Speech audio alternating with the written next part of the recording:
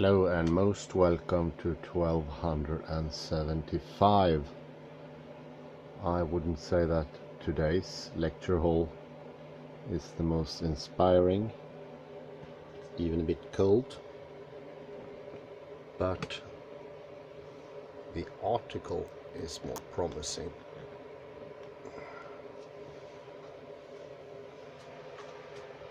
There are, as I found out,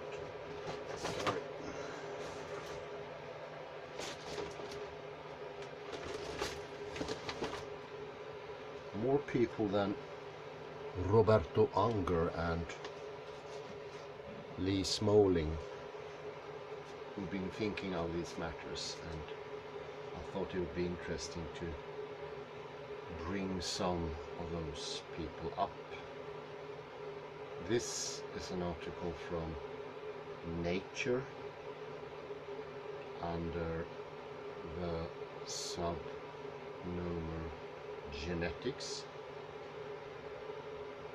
written by Massimo Pigliucci, that's correctly pronounced.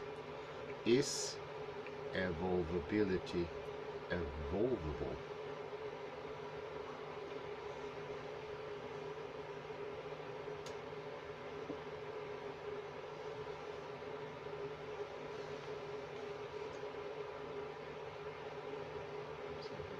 Some light as well. The modern synthesis is the current paradigm in evolutionary biology. It is an extension of Darwin's insights that all organisms share common descent and are adapted to the environment through natural selection.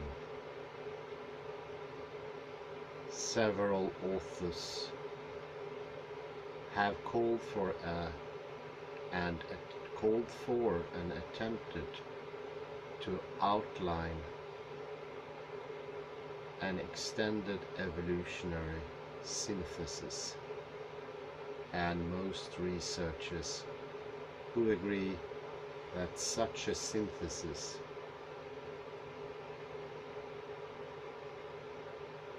is necessary regard evolvable as providing the major impetus for it. After all, one of the elements that is missing from the original synthesis is an integrated account of development. In particular, the EES must explicitly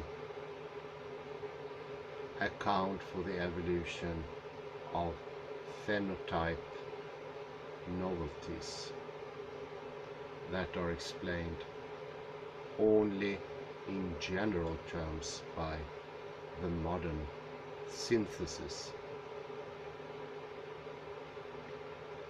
Although we know increasingly more about the molecular basis of such structures, we still don't have detailed scenarios about their explanatory evolutionary origin, including both the specific developmental changes that are involved and the ecological conditions that favor them. Notwithstanding evidence from fields such as phenotypic plasticity, epigenetic inheritance, and evo-devo, however, the EES is not yet around the corner. Nonetheless, it is instructive to ask what the new elements and new synthesis might contain that are neither part or of nor implied by the modern synthesis. Here I concentrate on one such element, evolvability.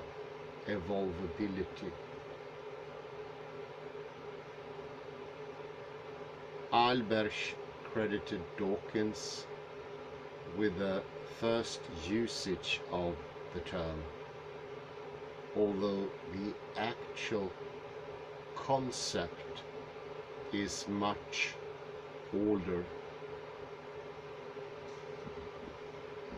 Since then, hundreds of papers have included the word evolvability, most of them conceptual or theoretical, but some based on empirical data.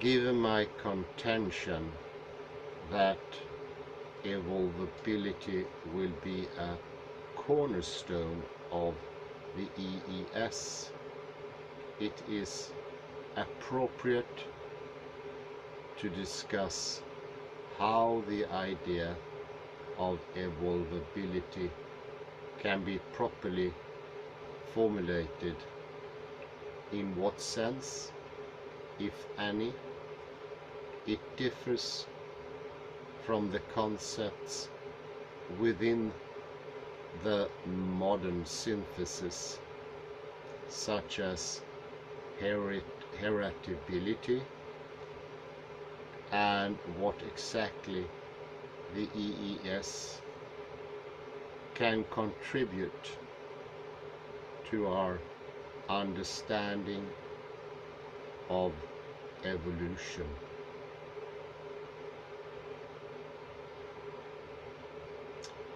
I begin with a discussion of the multiple meanings of evolvability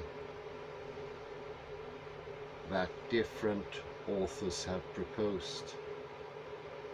I then attempt to clear up some conceptual confusion and to show that, in fact, the term has been used to refer to different,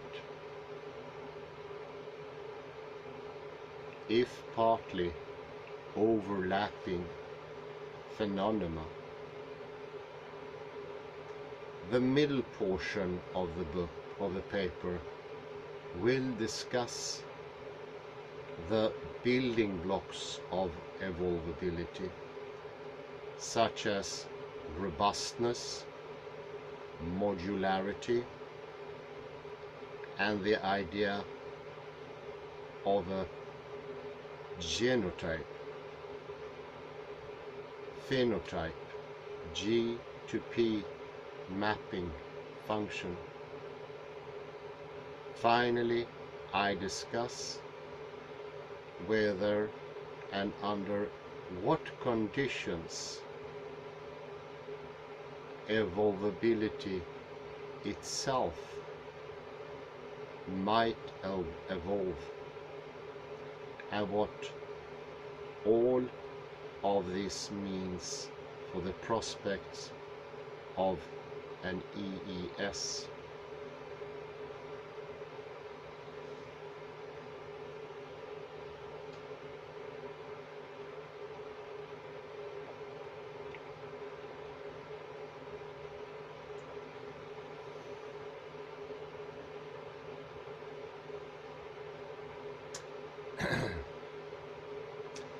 The many meanings of evolvability.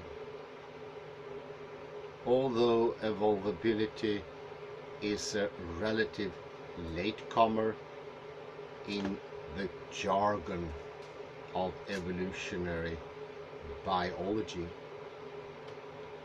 A remarkable number of people have attempted formal definitions of it, generating some conceptual confusion, or at least pluralism, about what exactly it is.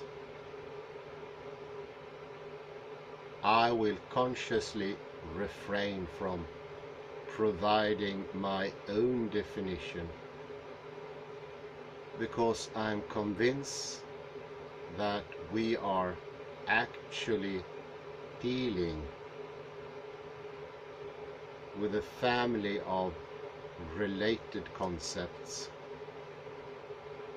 that are well characterized by the available definitions. Therefore, I will instead examine the existing meanings to illuminate the theoretical work that biologists want evolvability to do, and the sorts of empirical data that promote our understanding of evolvability.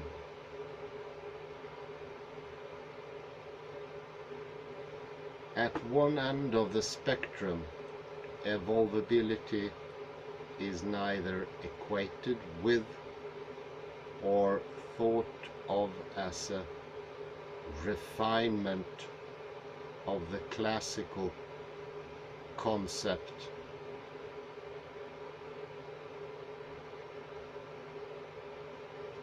of heritability. Fisher's fundamental theorem of natural selection shows that the standing genetic variance in a population is a measure of the potential of that population to respond to natural selection. Shows that the standing genetic variance in a population is a measure of the potential of that population to respond to natural selection.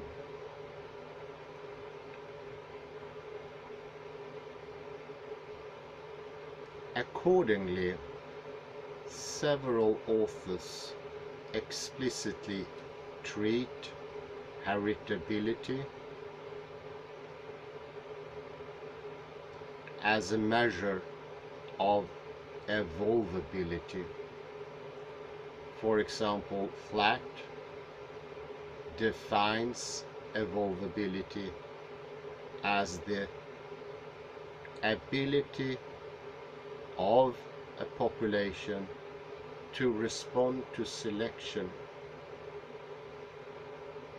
whereas Griswold thinks in terms of the rate of evolution.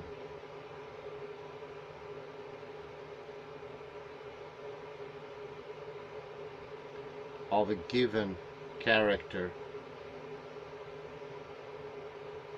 Hole, however, has proposed that the genetic coefficient of variation rather than heritability is actually the appropriate quantification of evolvability.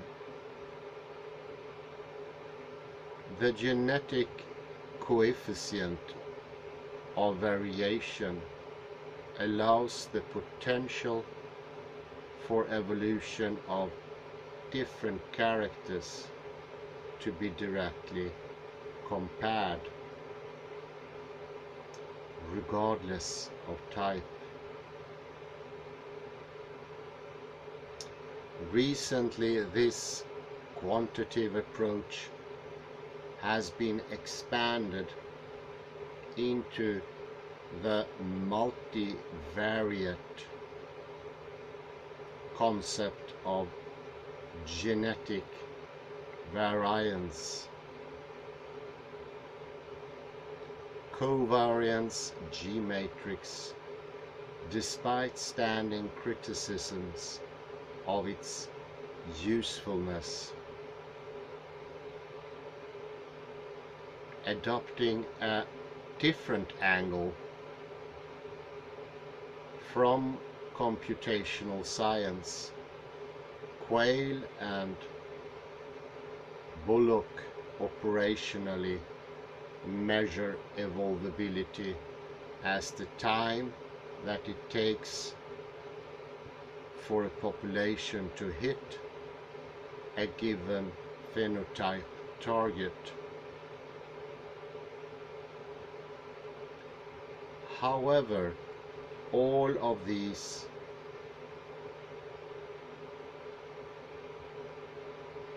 are restricted views of evolvability that are certainly not what Dawkins and Alberch intended. Evolvability in the sense related to heritability or the G-matrix resides well within the modern synthesis and offers no particular excitement to theoretical biologists.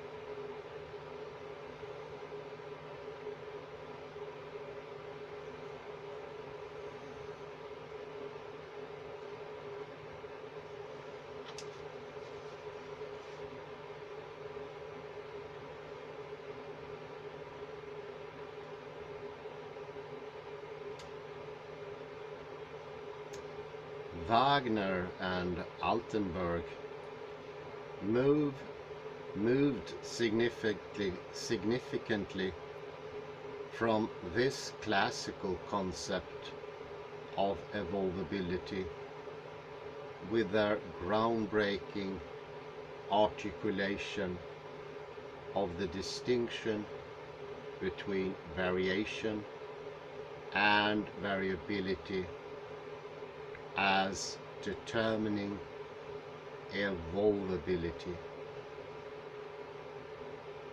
Variation is a measure of the realized differences within a population, whereas variability is the property of characters in to vary.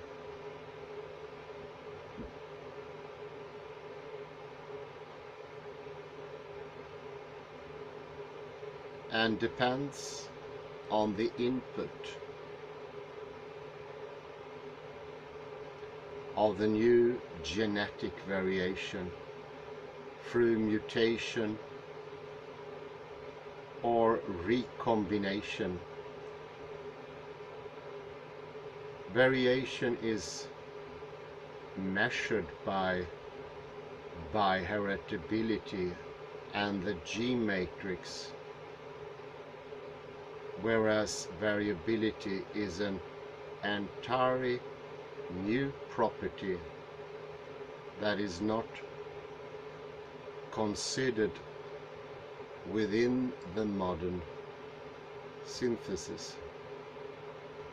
Wagner and Altenberg argued that variability depends on the structure of the G to P mapping functions. That is, how the genetic architecture of an organism produces its phenotype through developmental interactions with the external environment. Variability, a property of the so-called M matrix,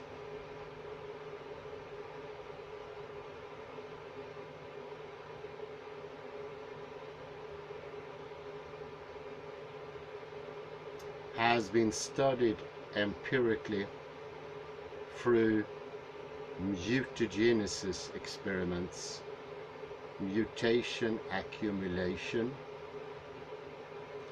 lines, and artificial selection under laboratory conditions to explore the phenotypes that are producible by genetic variants of reference genotypes.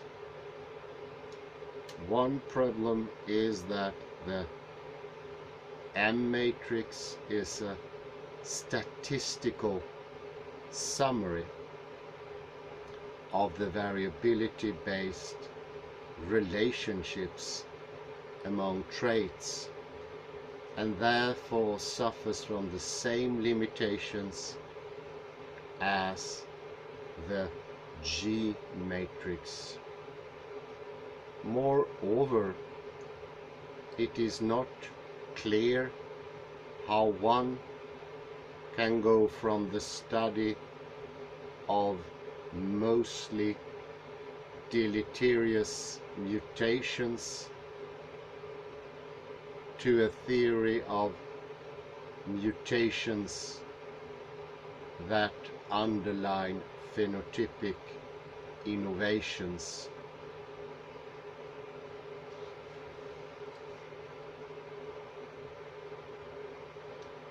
Despite these caveats, the Wagner and Altenberg paper has unleashed a barrage of new definitions of evolvability, most which turn out to be variations of Wagner and Altenberg's own proposal. For example, West Eberhard maintains that evolvability is the ability of particular features of systems to facilitate change. Dichtel, Janjoy, and Felick say the capacity to evolve at the phenotypic level, irrespective of the action of natural selection, a point that is agreed to by Schlichting and Murren, for whom evolvability is the tendency of a genotype or lineage to generate genetic variability and produce or maintain phenotypic variation over evolutionary time, enabling it to pursue diverse evolutionary trajectories. Hansen, however, although he adopts a definition similar to that of Schlichting and Moran, returns to Wagner and Altenberg's contention that evolvability is interesting if it tells us about adaptation as it represents the ability of the genetic system to produce and maintain potential adapted genetic variance.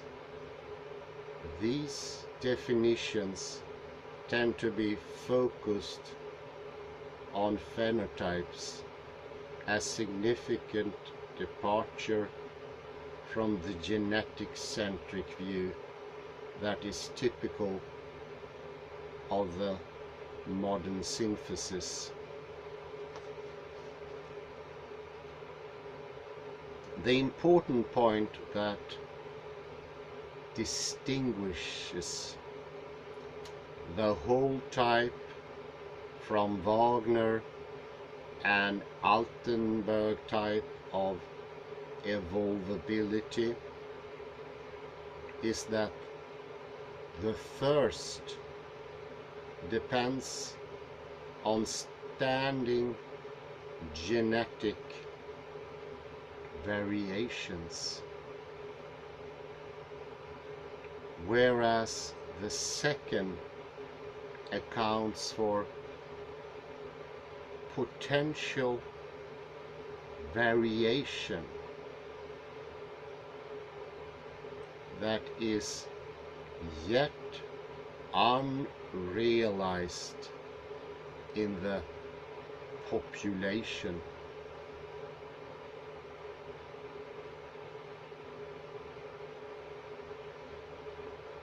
The last category of concepts includes the bold claim that evolvability is the propensity to evolve novel structures, as in Brokefield's proposal.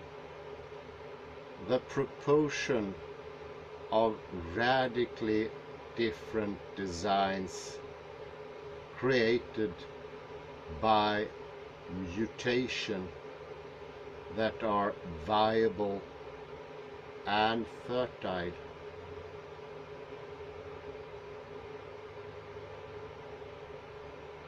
Of course, it is hard to get biologists to agree on what counts as a radically different design. But the idea actually arches back to Albert's contention that evolvability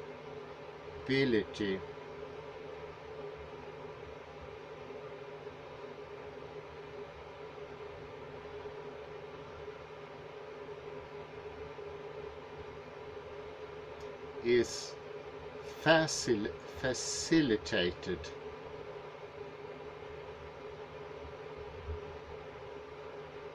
by major transactions in evolution, such as the invention of multicellularity or the sequestration of the germ line.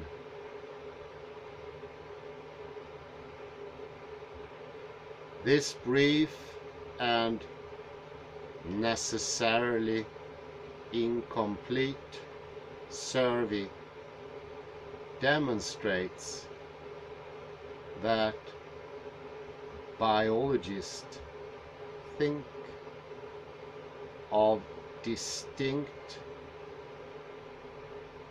yet overlapping concepts when they talk about evolvability,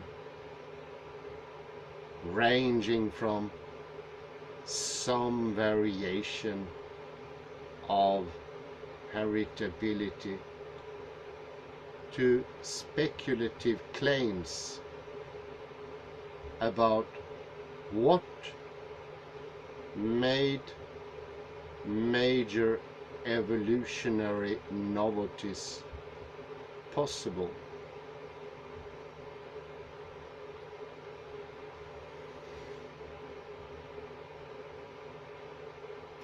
Passing through an intermediate type of evolvability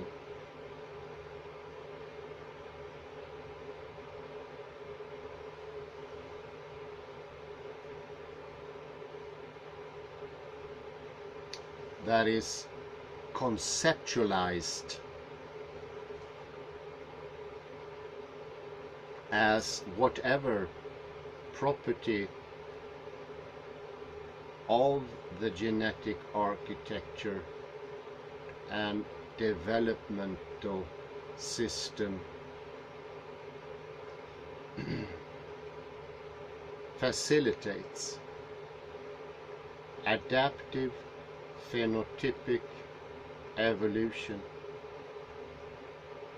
Interestingly, the continuum of definitions moves across timescales from consecutive generations to rare events that might actually occur only once in the history of life. This is not to imply that we are dealing with one conception of evolvability that can simply be scaled up at will. Rather, I see these concepts as a family of connected but partially distinct ideas under the general umbrella of evolvability.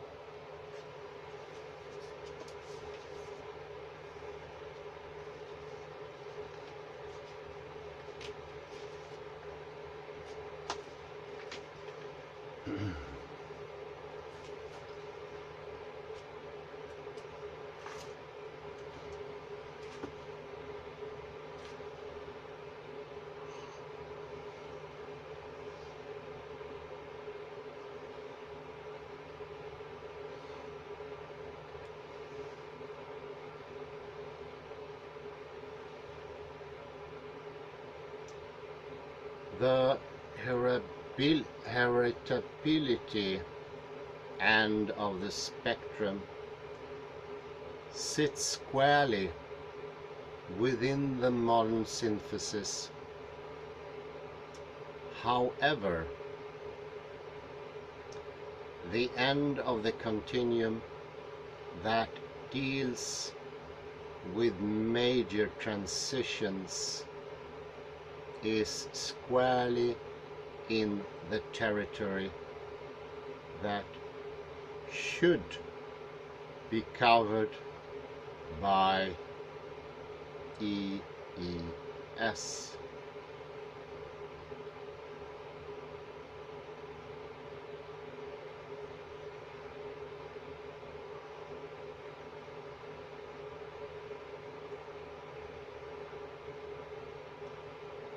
This is not because new ideas are incompatible with the modern synthesis,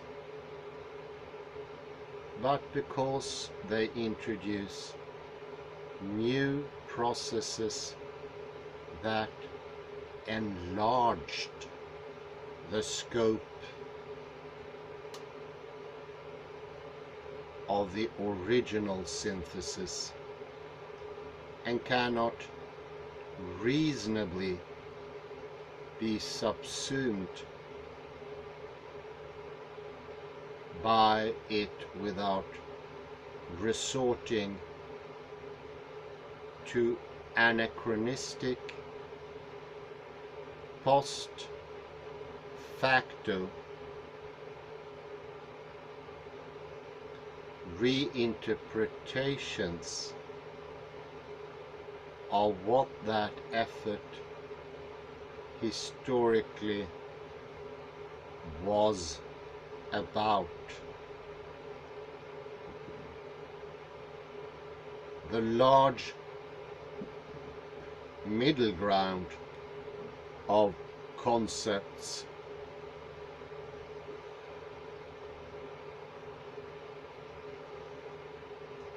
can be seen as a necessary building block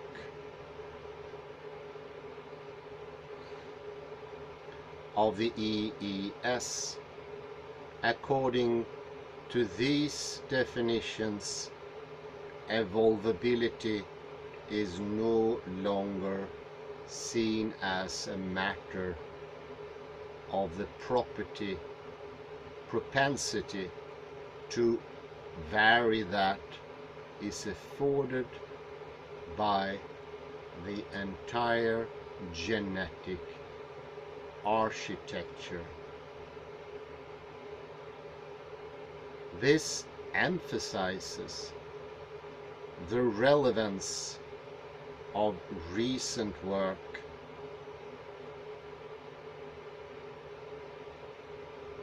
on the properties of genetic networks.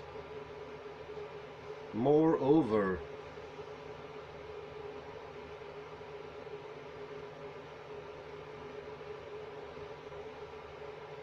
the most sophisticated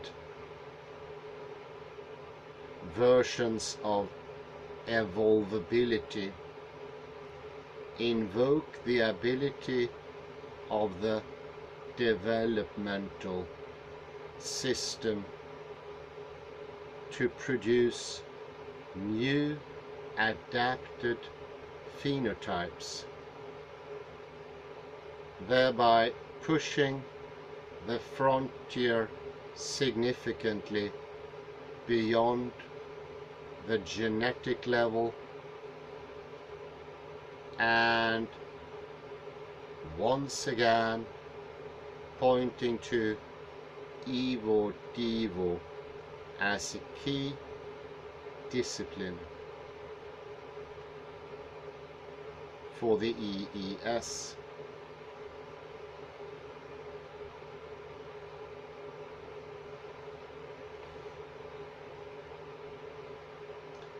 Robustness, modularity, and the G to P map.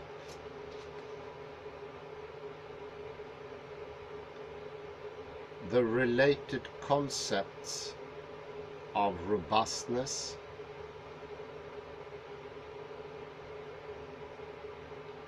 modularity, genetic architecture, and the already mentioned G to P map can be seen as building blocks that mechanistically underpin evolvability.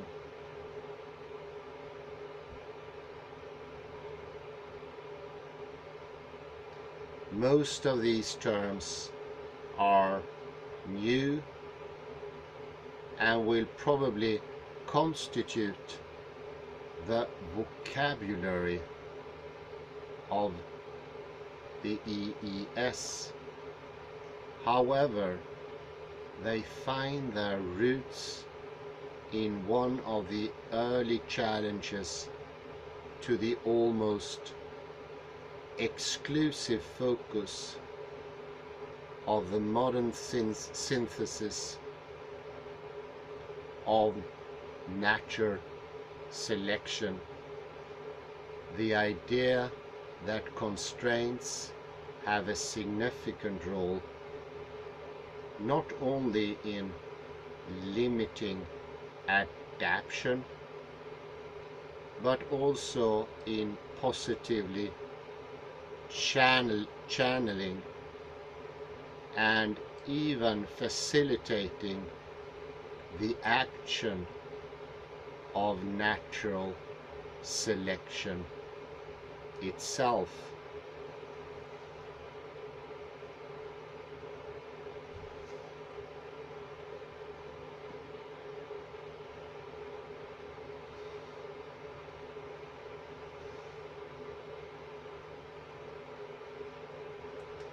A good example of this shift in focus from selective to non-selective features in A. Wagner's discussion of robustness and natural spaces in the G to P map.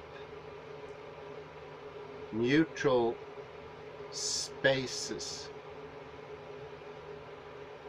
are broad genotypic regions in which mutations do not change the phenotype or fitness.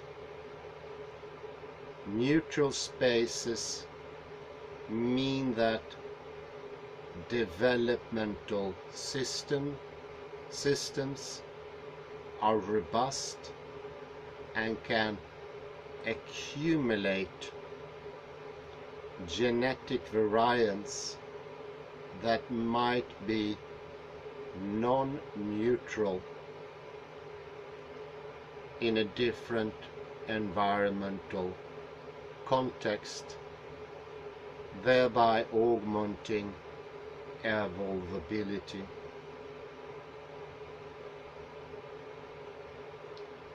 This concept offers a wholly different take on the old selectional neutralist controversy.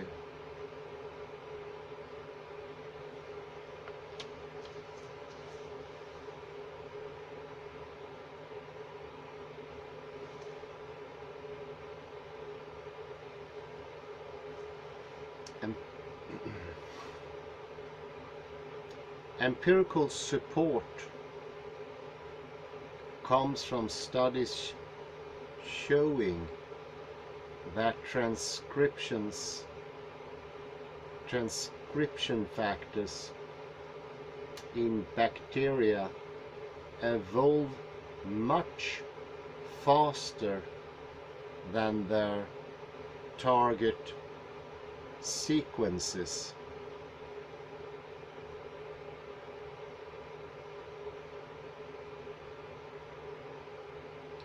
An example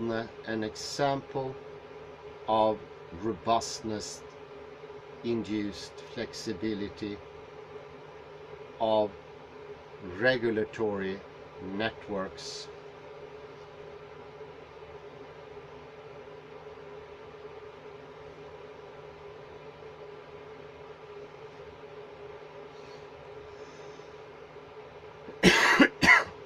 Further evidence comes from viruses which experience stronger selection for robustness when the likelihood of co-infection is low, showing that robustness can be selected for.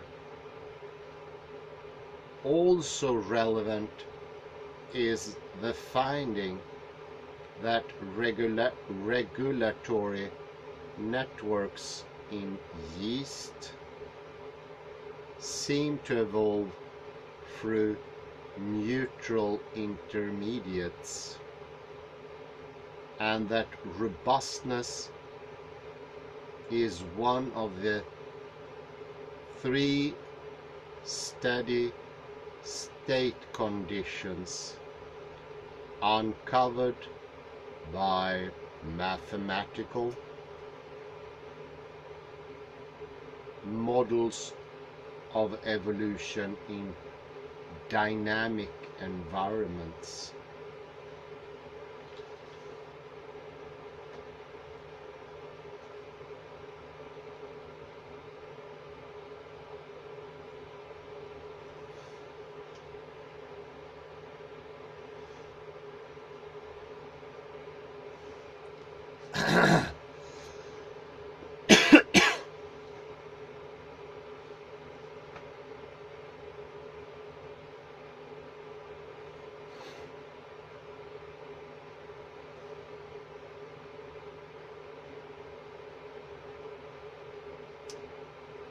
Robustness has been studied using approaches varying from computer simulations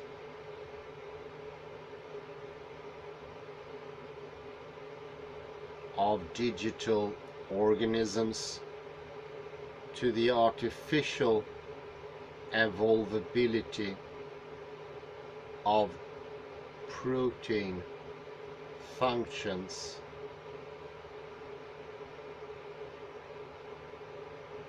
To understanding the properties of gene regulatory networks. Adami, for example, concludes that there is a trade-off between robustness and the speed of replication.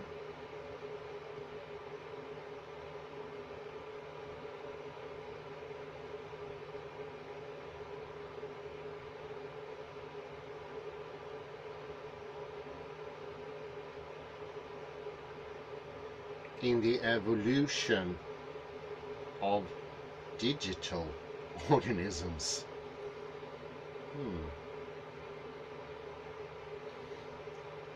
At low mutation rates, faster replicating organisms outcompete those characterized by robustness. However, above a certain mutational threshold, the situation reverses.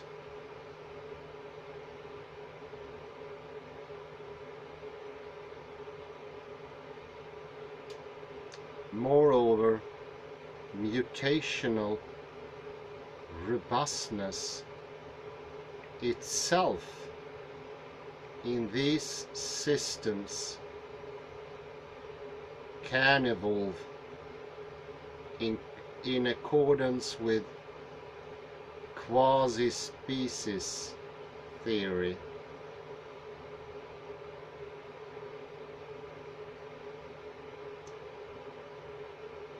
Which was originally developed to explain evolution immediately after the origin of life in terms of the self-organizing properties of biological systems. Another example is the experimental study of Bloom, Harold or Alan,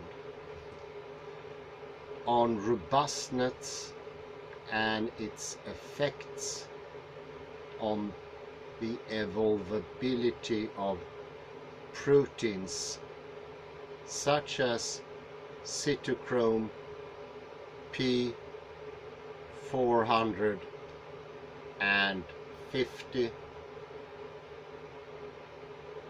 an artificially produced thermostable version of P450 is more likely to evolve new and improved functionality because of an increased tolerance to new mutations.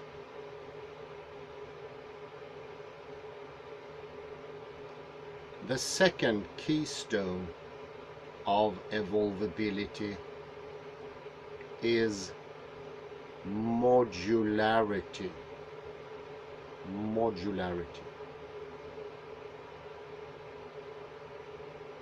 That is the degree to which groups of phenotypic characteristics are independent. For some authors, modularity depends on the level and pattern of pleiotropy and epistasis, although these two terms increasingly refer to a heterogeneous multitude of genomic phenomena.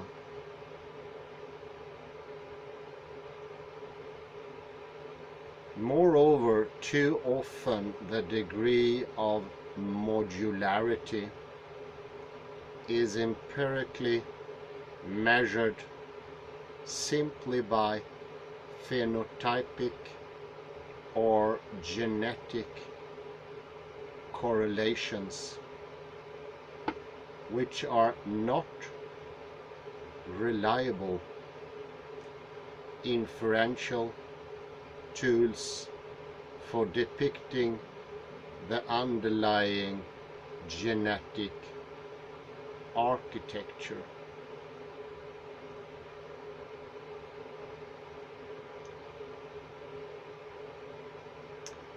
The major point that authors do agree upon is that there is some connection between the modularity of the genetic architecture, and evolvability.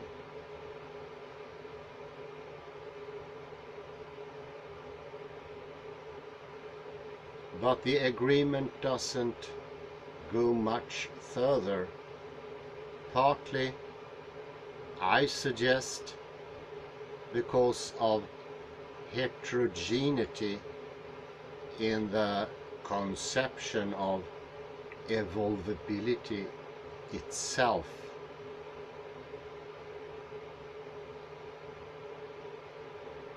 For example, Bud does not agree with Wagner and Altenberg's classical view that modularity facilitates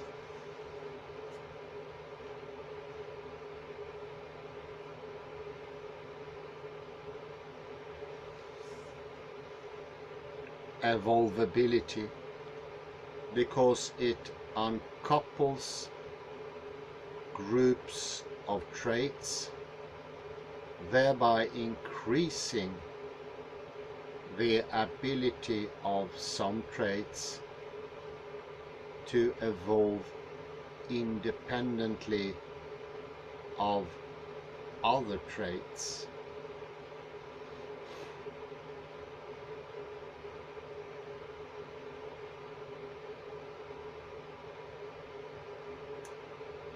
Bud suggests instead that evolvability evolves because it delivers the goods.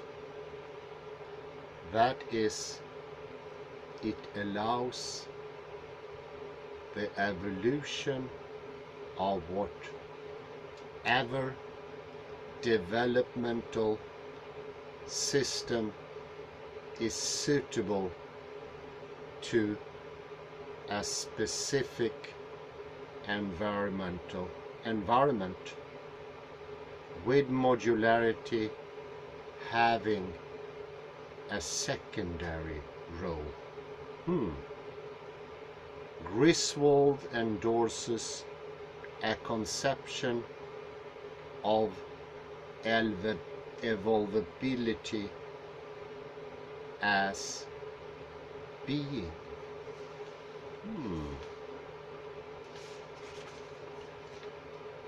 The evolvability itself is the being, if I may reformulate Pigliucci.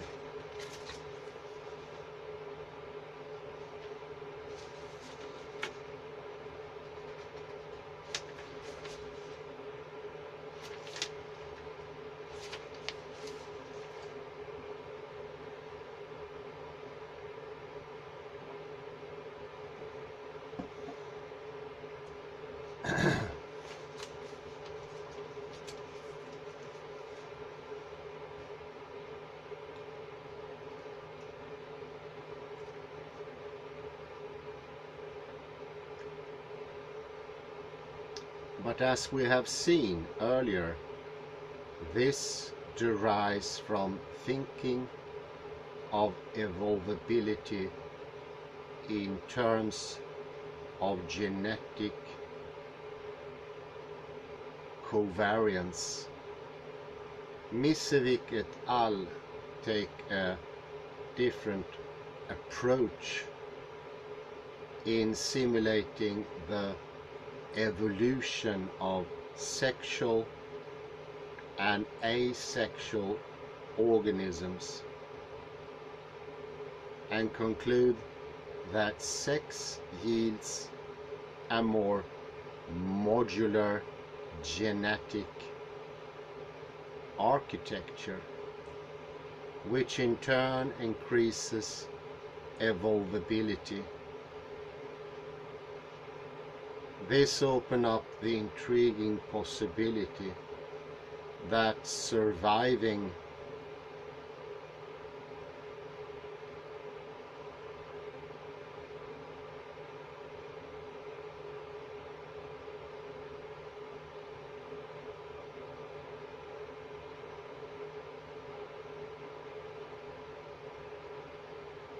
that evolvability is a byproduct of the evolution of sex.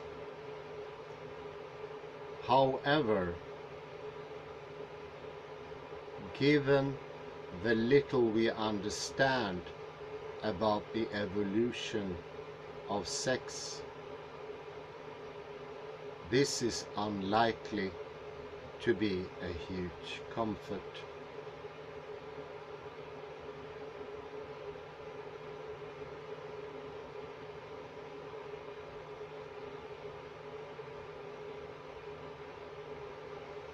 Sorry, I was a little bit misread there.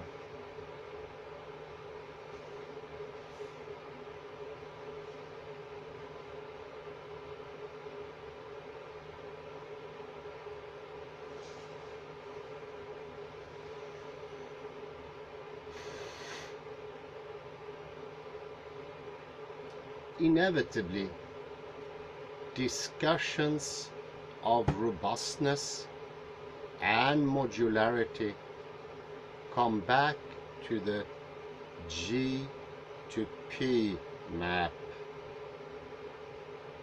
The problem is that this concept has itself been elusive. Dictel, Janjoy and Felix frame the issue in terms of the accessibility of the phenotypic neighborhood from a given starting genotype, what phenotypes are or are not accessible. They give the specific example of the evolution of nematode vulva development, but other instances of what they refer to as anisotropy of phenotypic space are represented by the evolution of RNA foldings and by the genetic code itself. These authors suggest that evolvability can be assessed by genetic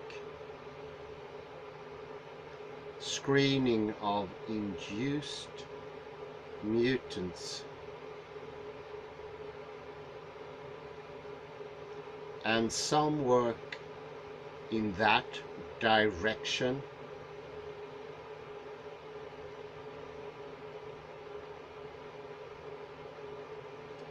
has in fact already appeared.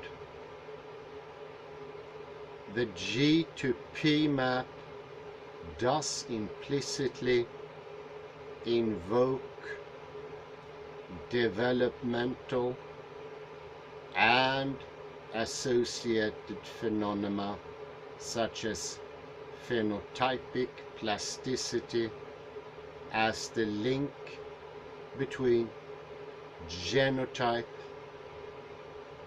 and phenotype, and the evo-devo research is called on to fill in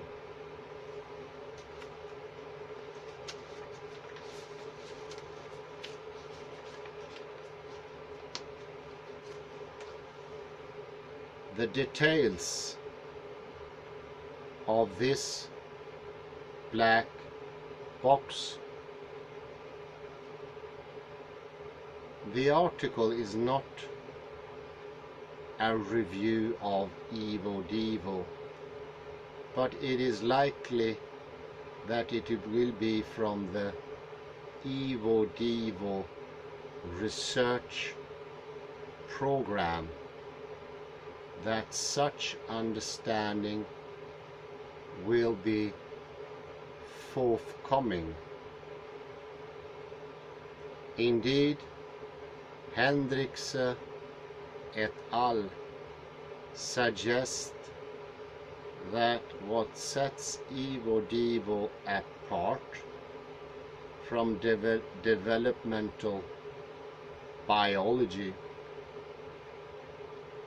on the one hand and evolutionary biology on the other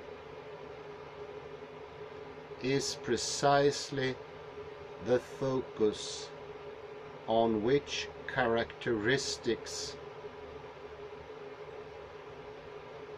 of the developmental system allow for an explanation of evolvability.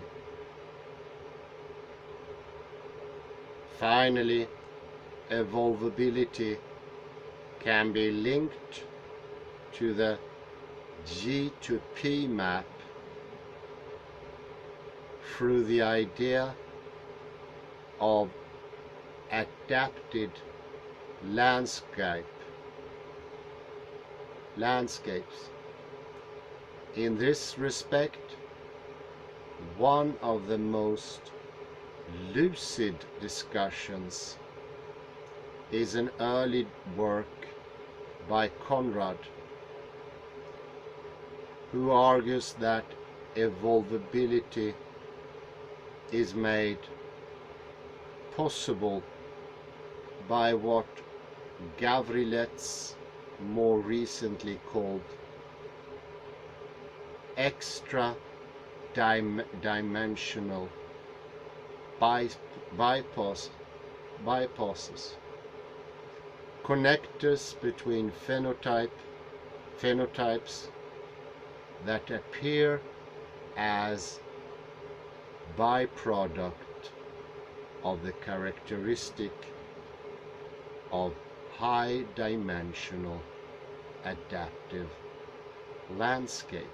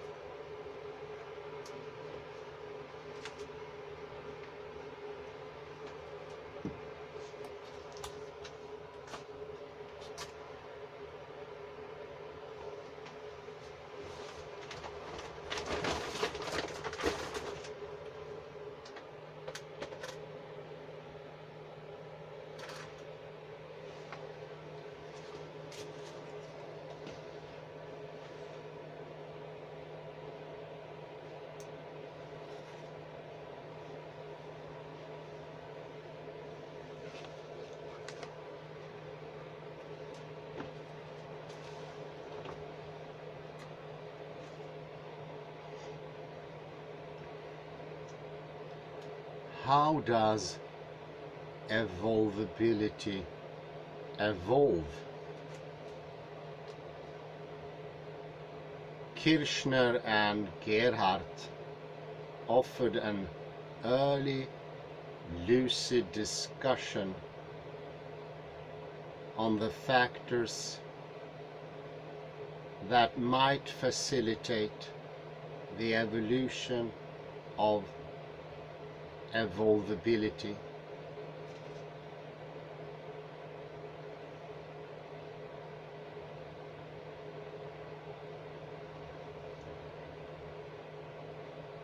In particular, the properties of regulatory processes that control environment,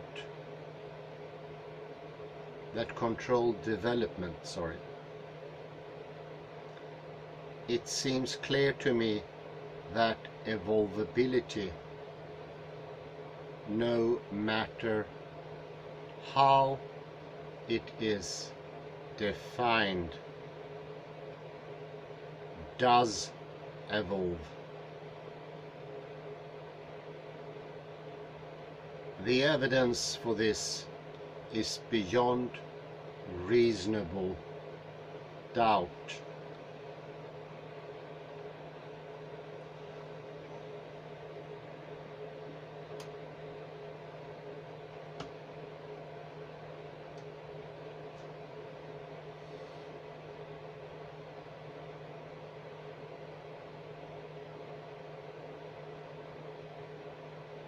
However, whether the evolution of evolvability is the result of natural selection or the byproduct of other evolutionary mechanisms is very much up for discussion and has profound implications for our understanding of evolution in general. Clear evidence of the evolution of evolvability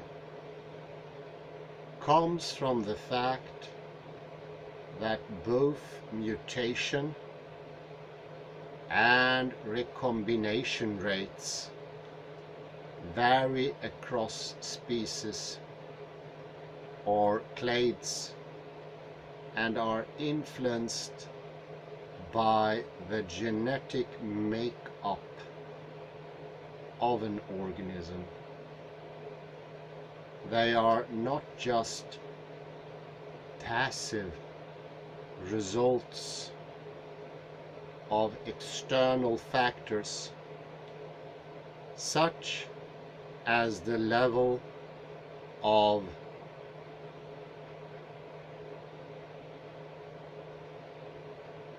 background mutagenic radiation.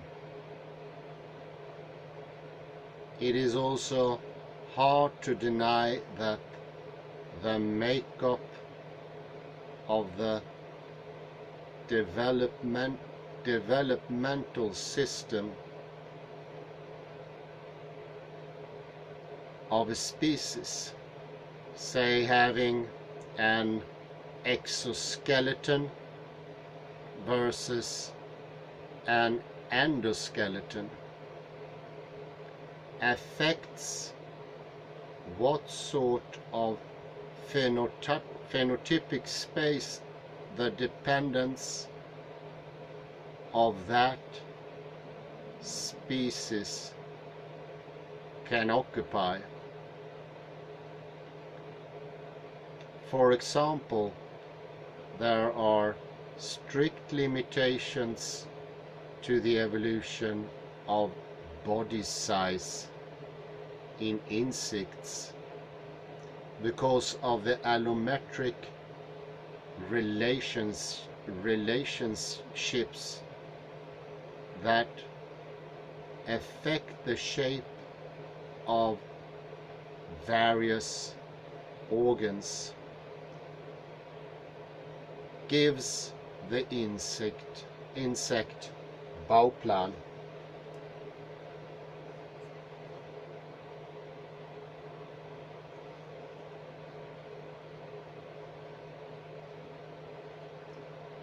The major transitions in evolution clearly affected the evolvability of all descendant clades Consider, for instance, the enormous new areas of phenotypic space that were opened up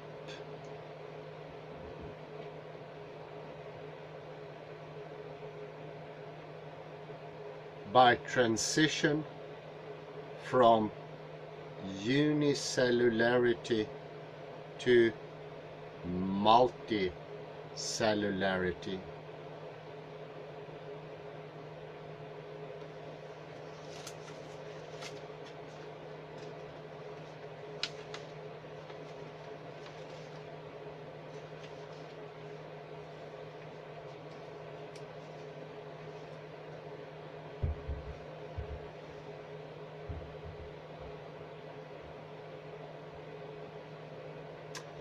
Models of evolution, of evolvability, are also clear in their verdict. Carter et al. Show that positive epistasis increases evolvability and negative epistasis lead to canalization.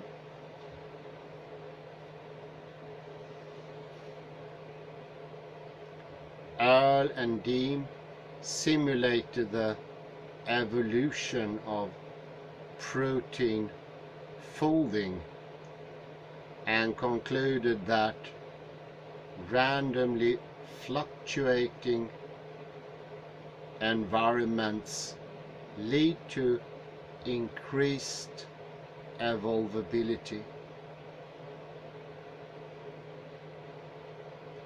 Although this can be seen as a byproduct of selection for increased recombination.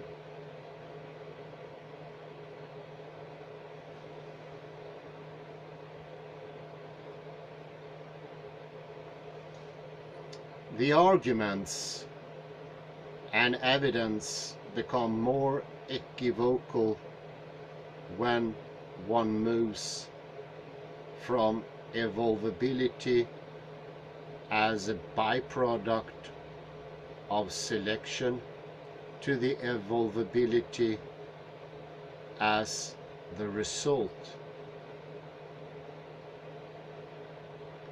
Albers invoked higher level selection for evolvability when he said that there must have been selection among pattern generating systems favoring the ones that exhibit the adequate balance between stability and potentiality.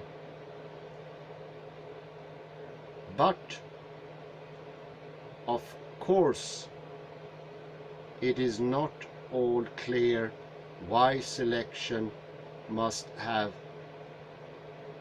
facilitated evolvability.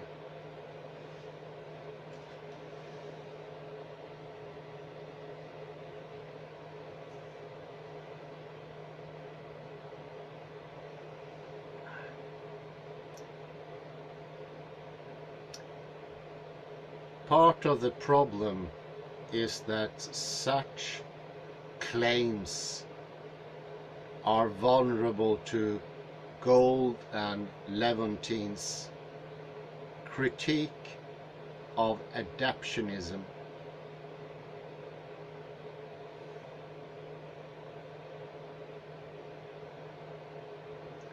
And for good reason. As Williams put it, adaption is a special, onerous concept that should be used only when it is really necessary.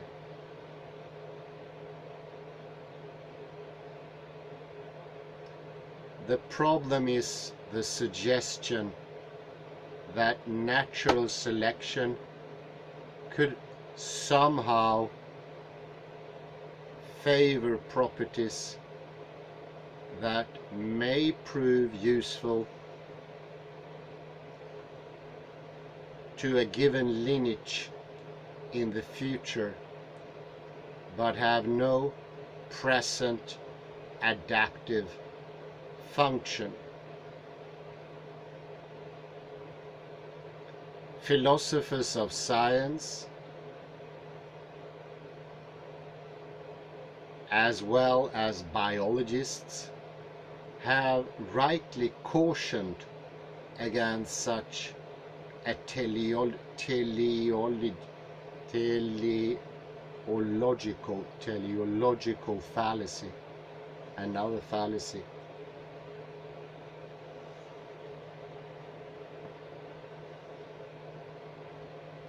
There are some cases in which there is good evidence for the selective explanation for changes in evolvability.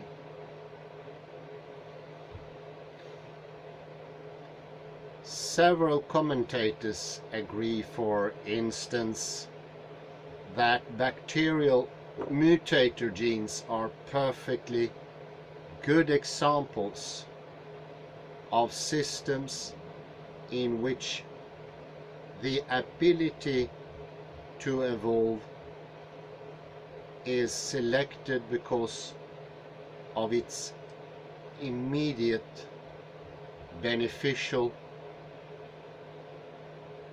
consequences.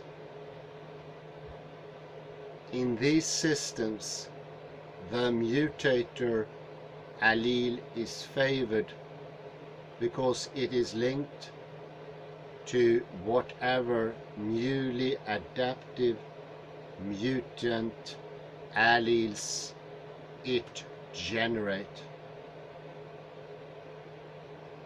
However, the same authors point out that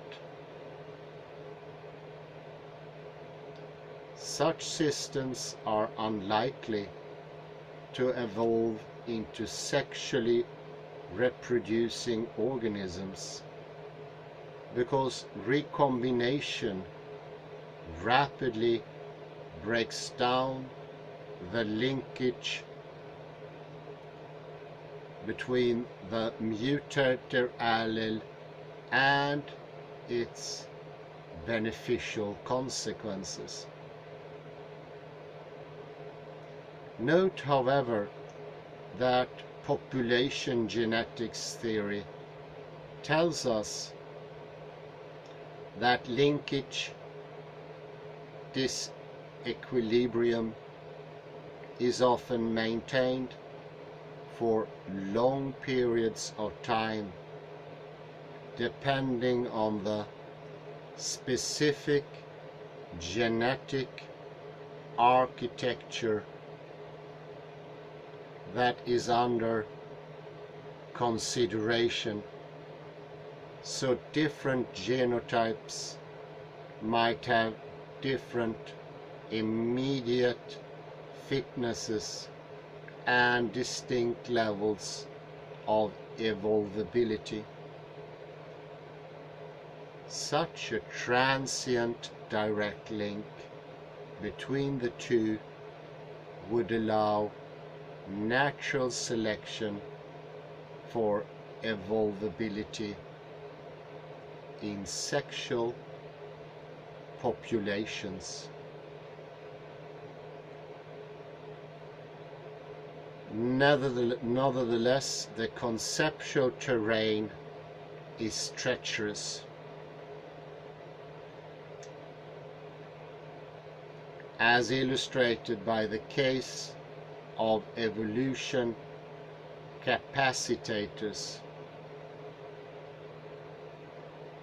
intriguing experimental work with systems such as the ubiquitous HSP 90 heat shock proteins, a prion, and even heritable epigenetic markers suggest that neutral genetic variation can accumulate in certain lineages to be freed under stressful environmental conditions.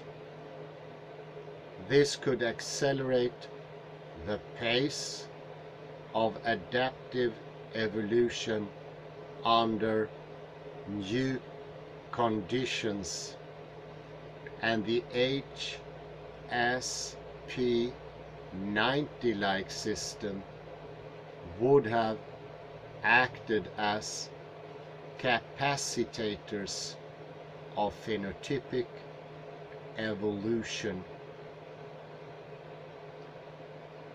The authors of the original empirical papers have presented the idea of capacitance in a way that more or less suggests that natural selection could favor capacitance itself. Very interesting. There are several reasons for extreme cautions about the link between evolvability and capacitance. Although Maisel has produced a model that is analogous to a locus system in a population genetics, showing evolvability through capacitance can evolve by natural selection. This again is true only in asexual populations. In sexual organisms, Bergman and Segal show that functionally compromising most genes, not just heat shock chaperones, can reveal previously hidden variation, although this might seem to make capacitance more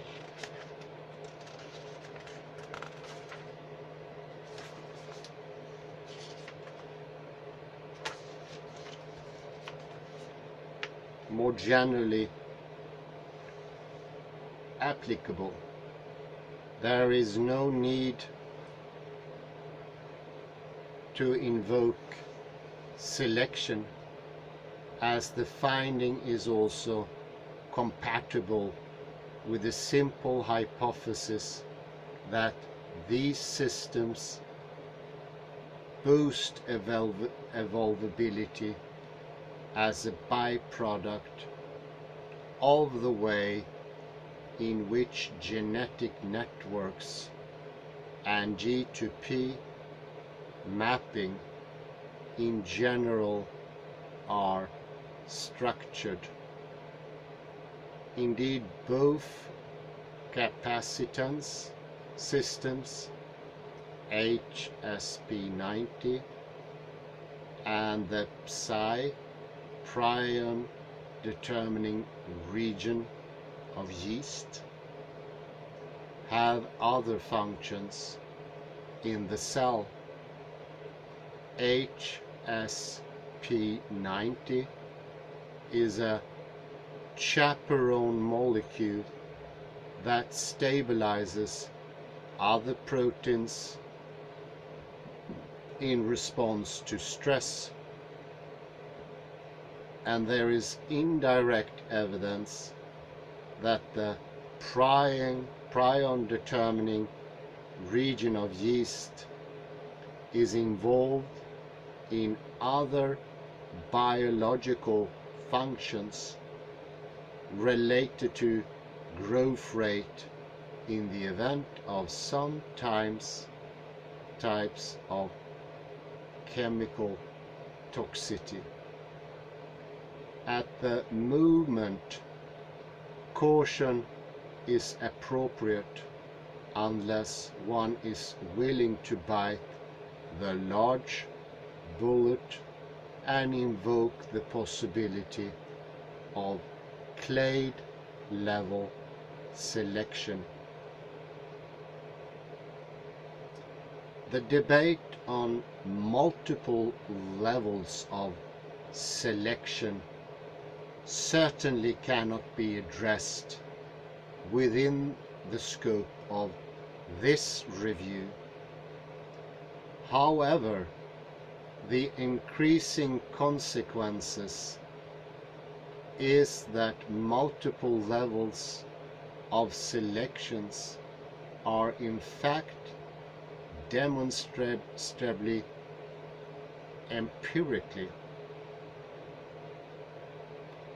whenever two levels conflict with each other, especially in the case of the individual versus the gene levels. It is certainly theoretically plausible to have selections of levels above the individuals, and the issue is one of arguing for or against whether this actually happens in particular instances. This can be difficult for the same reasons that species selection has always been controversial, since Stanley proposed the concept as a corollary to the theory of punctuated equilibria. Ultimately, at least in the level of major transitions in evolution, we might simply have too few occurrences for a historically reliable analysis of causality, and for obvious reasons it is not feasible to conduct experiments at the level of complexity. However, we might still be able to test the ideas about evolvability within large clades in which the phylogenetic comparative method can be used at its maximum strength.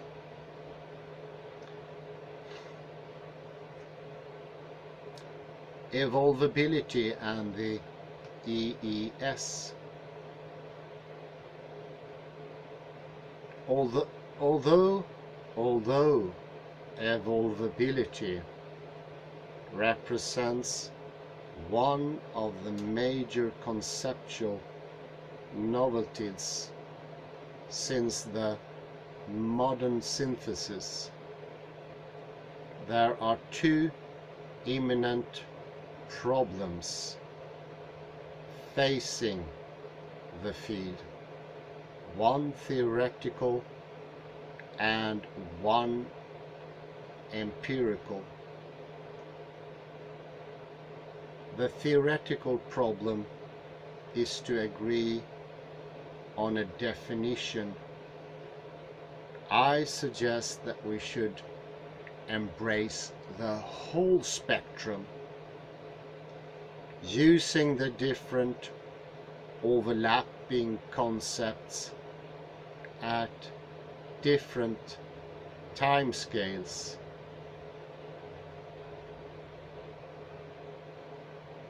And to address different questions, it follows that we should distinguish among three different meanings of the word,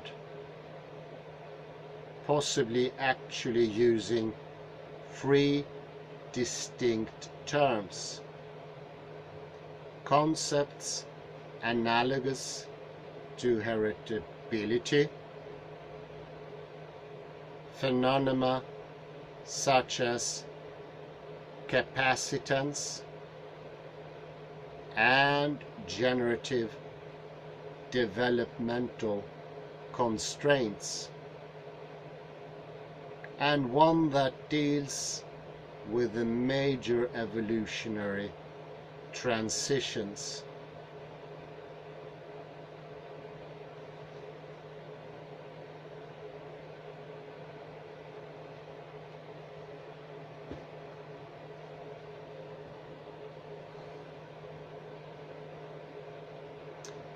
The empirical problem is to determine how evolvability itself can evolve, and whether natural selection is responsible. One potentially promising approach here is the application of well-developed comparative phylogenetic methods to study evolvability.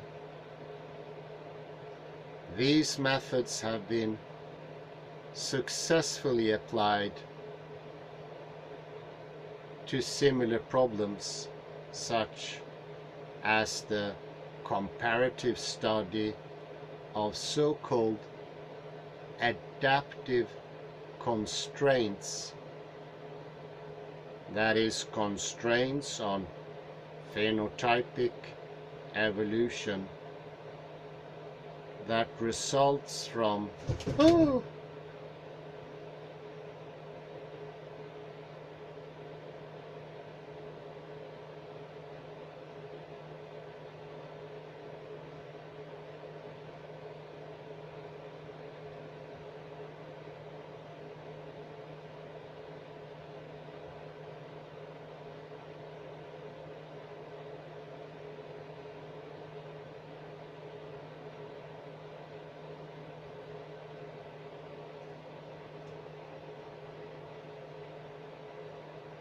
that results results from the past action of natural selection.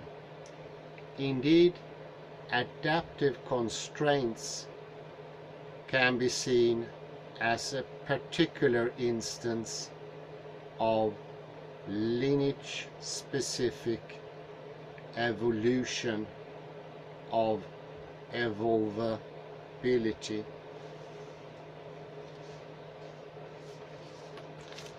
I will read the terms and have a conclusion here too.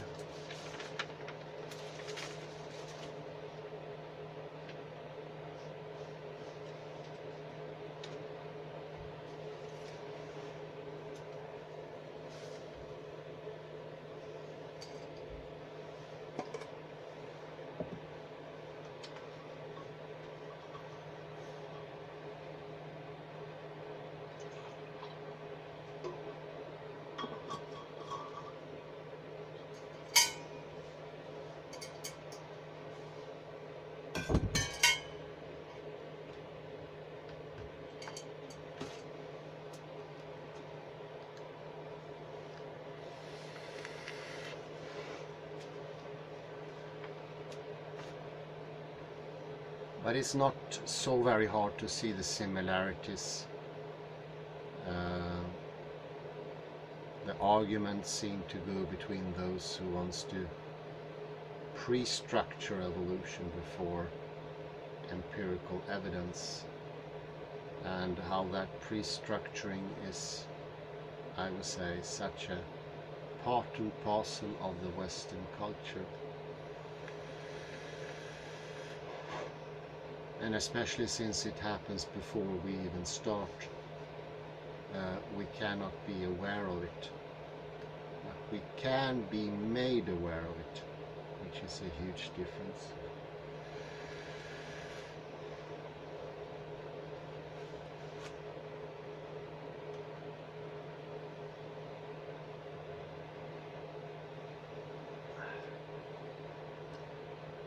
We can compare here natural selection on linked effects, and that is a mutator allele in a sexual system, and target that increases evolvability. And then we can compare that to natural selection against signal degradation, and that is change in mutation frequency toward reduction. And then we have target but lowers evolvability.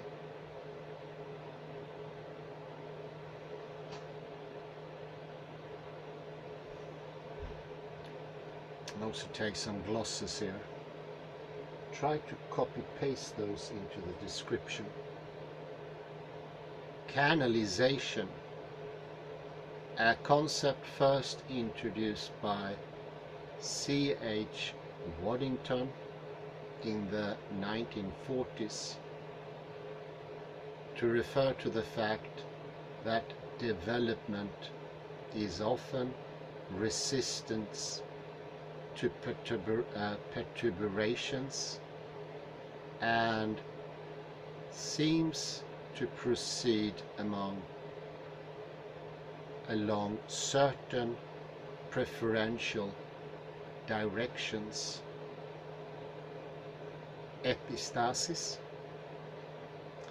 a term that originated with quantitative genetic theory to describe a particular type of nonlinear statistical interaction of gene effects on quantitative traits.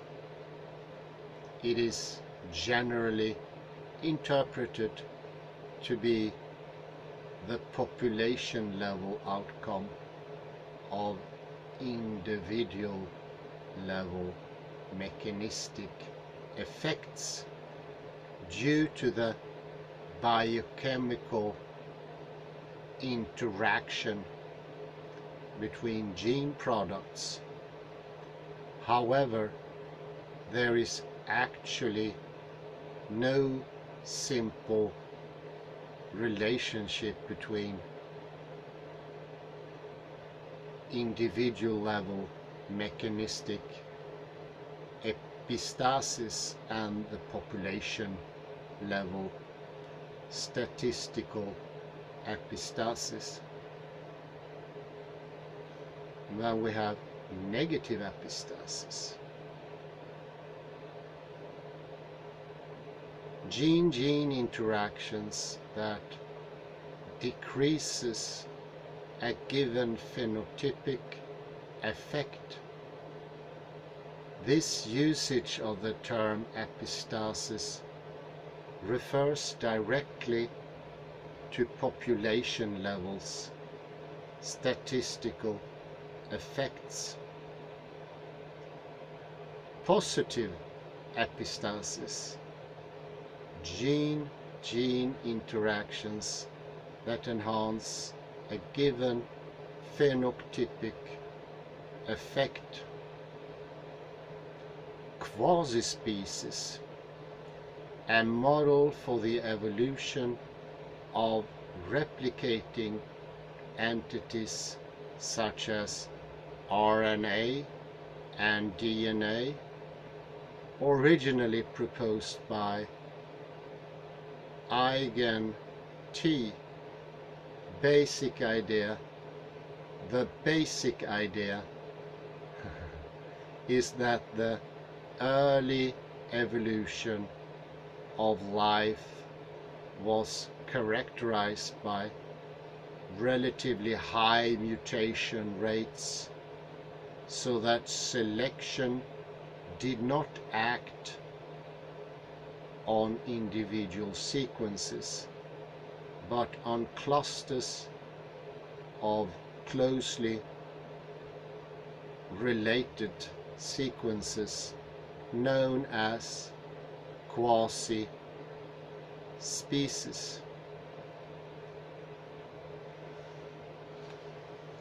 Teleology, a philosophical approach tracing back at least to Aristotle, that seeks explanation in terms of final causes in evolutionary biology.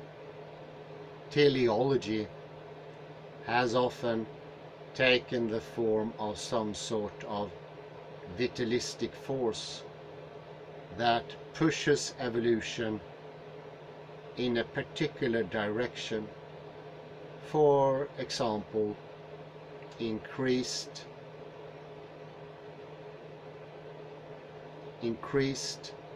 complexity.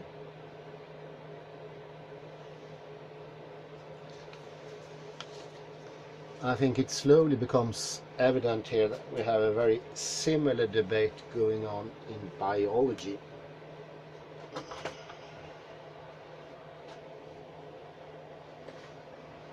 And obviously a lot of the models are unthinkingly taken from the Newtonian paradigm, and it's the renown, structure before empiry, and this is important here to think. This is not things that Darwin himself could have thought of, but it has slowly developed, and I think most people today believe that evolution is constant. It is following certain simple laws that never change. We know today that that is not the case. I would say it's not an exaggeration to say that is fairly undisputed. I chose two things. A, once more, there is a chasm between general knowledge and what researchers, scientists know. And the second is, unthinkingly we assume things, not even verbal. I would say the idea of constant laws comes directly from interacting with things in the world. So understanding and doing is coupled. If you grow up with only this screwdriver, you will be using it on Phillips screws as well, and that will be an acknowledged thing of doing things. You might learn to angle it to get out the Phillips screw, and possibly one day you will experience a Phillips screwdriver like this. No, where is it? That one. There we have a Phillips screwdriver, and all of a sudden everything becomes much simpler. But it doesn't literally mean that you will understand to use it. You are so accustomed because the screwdriver is actually in reality an extension of your own arm, and it would be very hard to dispose with inborn ways of moving and doing things.